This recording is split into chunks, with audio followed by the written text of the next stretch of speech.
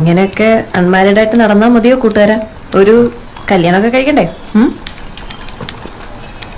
അതെ, അതിനെക്കുറിച്ച് തന്നെയാണ് ഞാനും ആലോചിക്കുന്നത്.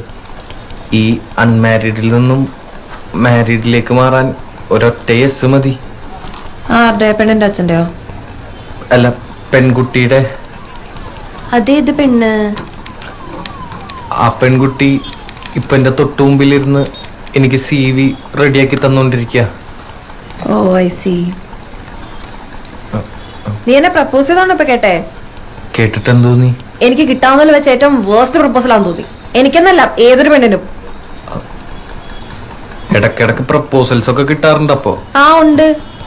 കിട്ടാണ്ടിരിക്കാൻ മാത്രം മോശമാണോ ഞാൻ? എനിക്കും കിട്ടാറുണ്ട് പ്രപ്പോസൽസ്. ഓക്കെ, കൊറേ. ആയിക്കോട്ടെ. ഇതെന്താണിത്? എന്തു പറഞ്ഞാലും ഒരു കുലുക്കമില്ല.